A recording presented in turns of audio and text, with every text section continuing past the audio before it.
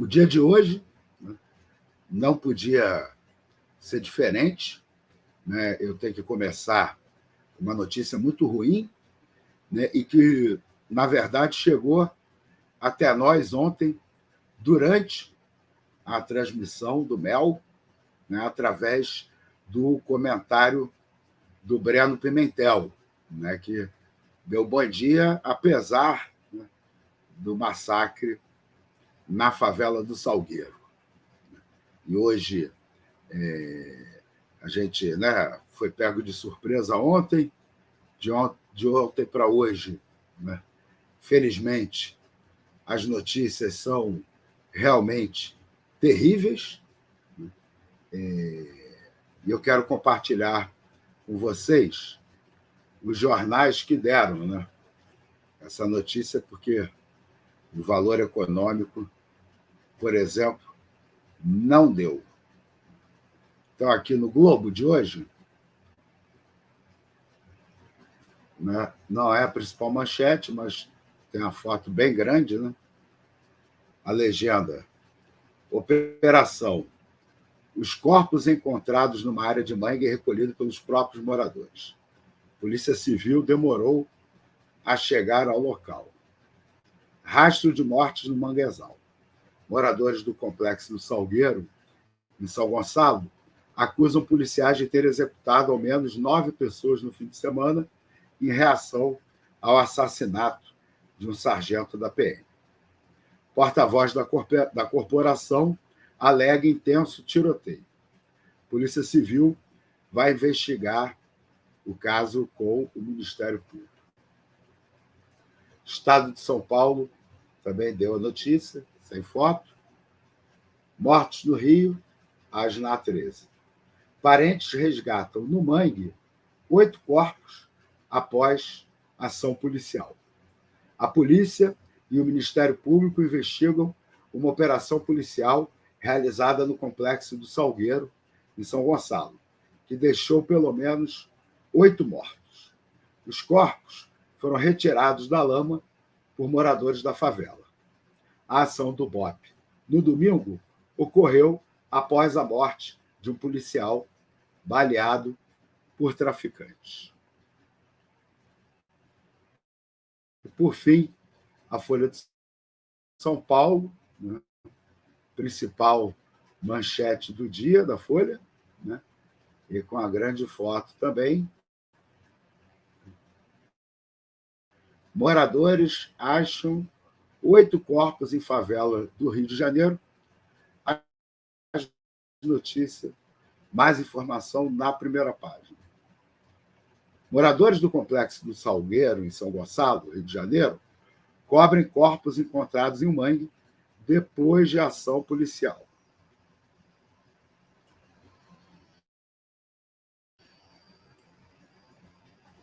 OAB Rio de Janeiro vê indícios de retaliação a assassinato de PM.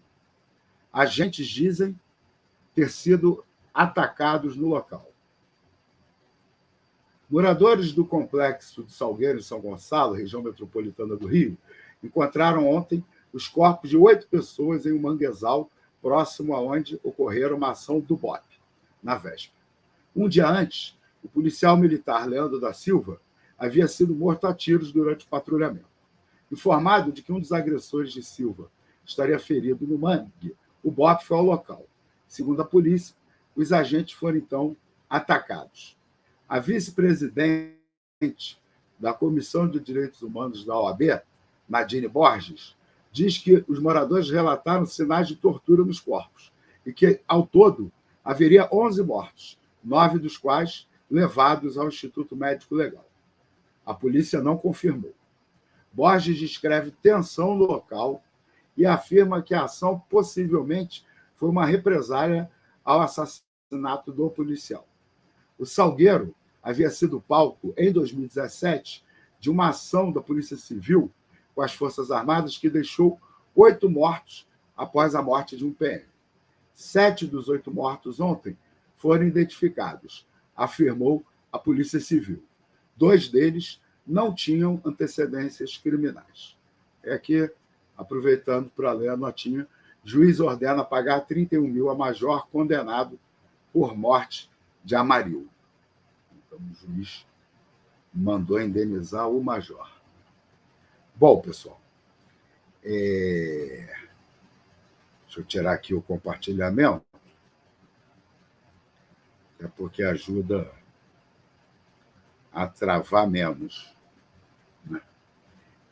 Mas eu vou logo compartilhar de novo. Né?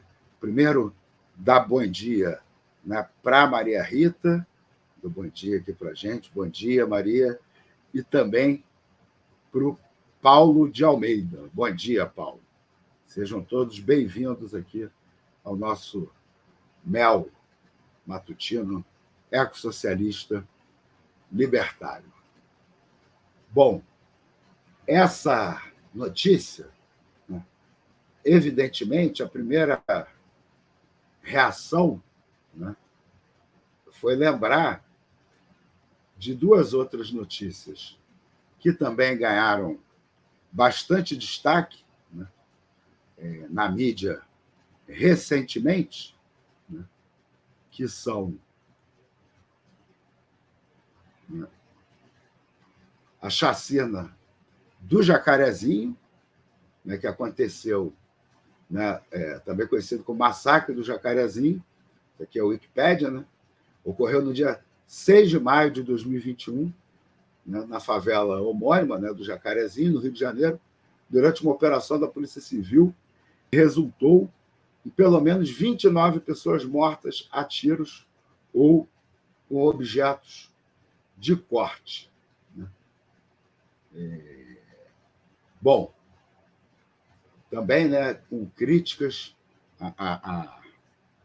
né, acusações de que foi em função, né, como vingança pela morte de um policial civil no início daquela manhã. E também, né, mais recentemente, né, o massacre em Minas Gerais, né, em Varginha, da operação policial em Minas deixa 25 mortos e nenhum deles policial. Revista Fórum. A Polícia Militar, por meio das redes sociais, afirmou que a ação aconteceu dentro da legalidade. E aí também questionamentos, né, em função dessa disparidade, né, de nenhum policial ter sido ferido, né, sequer ferido durante a operação, com 25 mortos. Né, seria uma quadrilha de assalto. Se a quadrilha estava sendo tão monitorada, né, já de perto pela polícia, por que não se conseguiu evitar tantas mortes? Né? Então, eu não sei se é apenas uma sensação, né, ou se realmente a gente está entrando, né, no momento de mudança, né, no tipo de chacinas que acontecem, né, porque a participação, né, de policiais, né, nos crimes de chacina no Brasil são muito antigos, né, são históricos. Né, a gente tem, desde o massacre da Candelária, né, passando por várias outras situações, e com maior ou menor número de pessoas, né, mas uma coisa cotidiana, a participação de policiais, né, e com o advento das milícias também, né, de militares, né, agentes do Corpo de Bombeiros, etc., nas mortes, né, do país.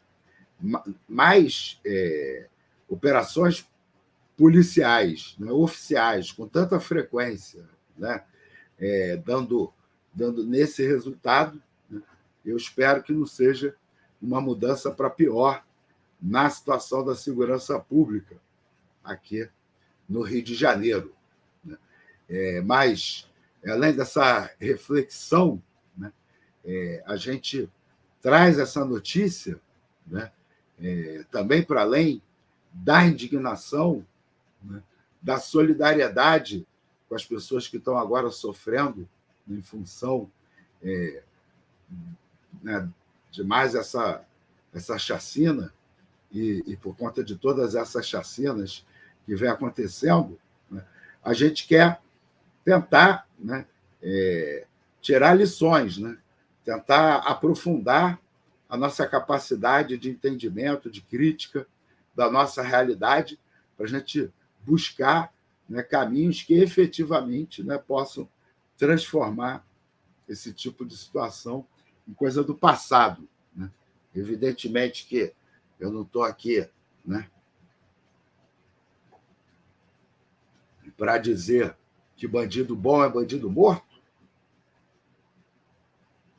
para comemorar o resultado dessa operação, e nem quero perder muito tempo, né, dialogando com esse tipo de pensamento.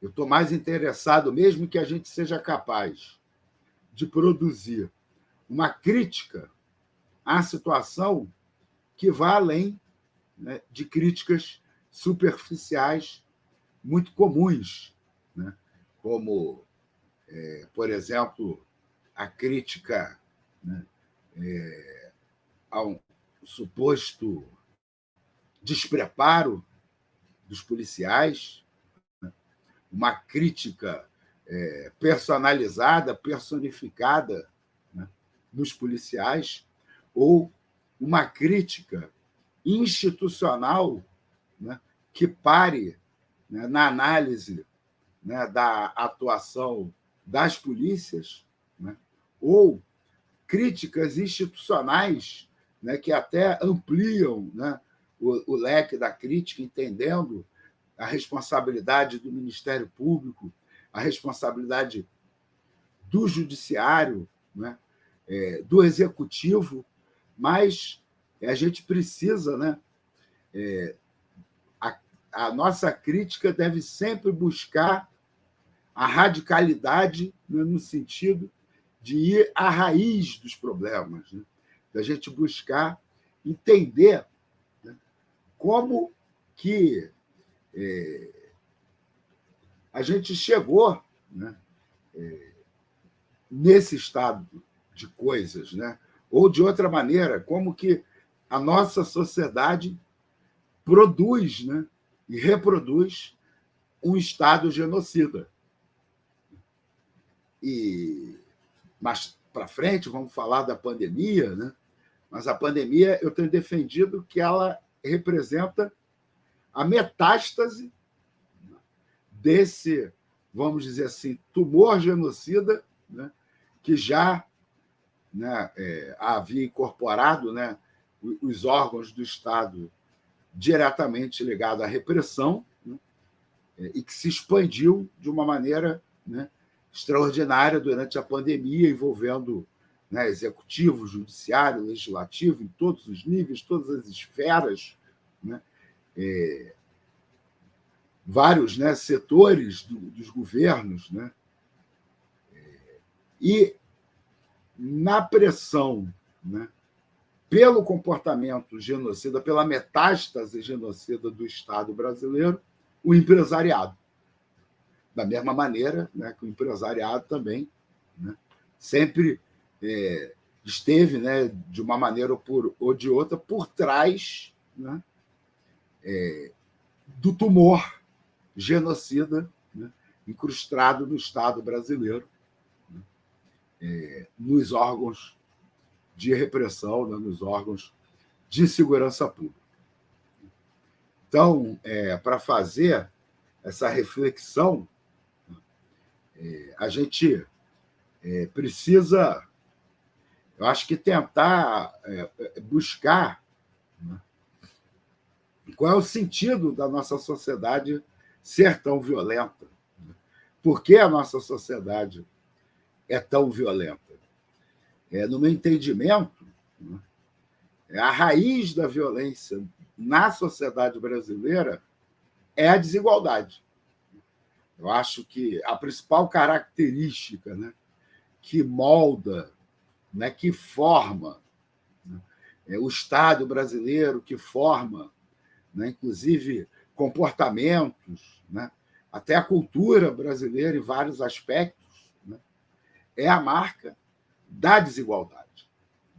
Nós vivemos, né, somos herdeiros de um processo colonial, bárbaro e brutal, né, em que nosso processo de colonização foi baseado, né, no trabalho escravo, foi baseado, né, no genocídio, já desde a origem, né, no primeiro lugar, no genocídio e escravidão das populações originárias, né, das populações indígenas, né, que tiveram seu território invadido pelos portugueses, né, que trouxe, né, nas caravelas, além das doenças, né, da destruição pela pandemia, né, também trouxe, né, a propriedade privada, o Estado, né, a igreja, né, as instituições, né, que implementaram aqui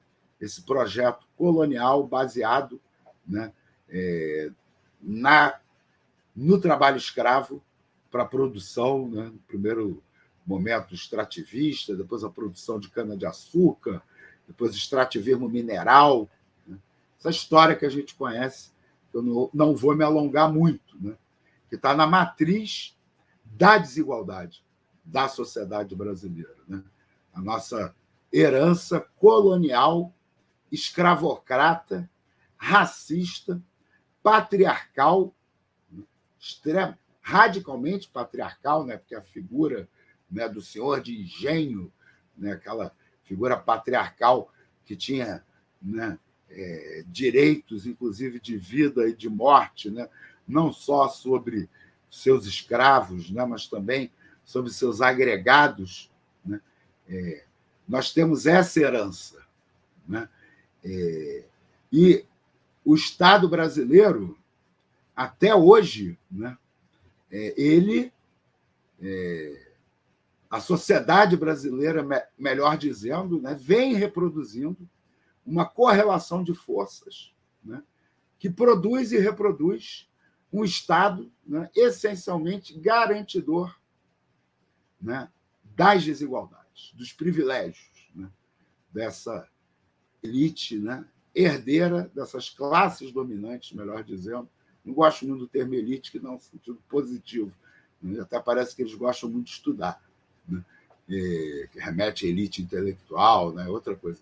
Mas essas classes dominantes, né, formadas a partir dessa herança escravocrata, que conseguiram, né, em todo o período republicano, né, sequestrar em todos os momentos da história, né, o Estado brasileiro e colocar, né, à disposição da reprodução da desigualdade. E aí a gente precisa, então, né, fazer esse questionamento, né, por que o Brasil é tão desigual, né, como que as classes dominantes no Brasil sempre conseguiram sequestrar o nosso Estado para manter a desigualdade, né, e também refletir, né, sobre o fracasso da nova República em conseguir superar, né, esse traço do Estado brasileiro genocida, né, e reprodutor da desigualdade. Então, a gente vai tentar, né, desenvolver melhor, né, cada um desses pontos hoje, e também, né, eu acho que esse é um desafio permanente aqui no nosso canal, né? Por que o Brasil é violento, né? Por que a desigualdade é tão importante para a violência, por que, né, que o Brasil ele é tão desigual, né? E fazer o balanço da nova República, né?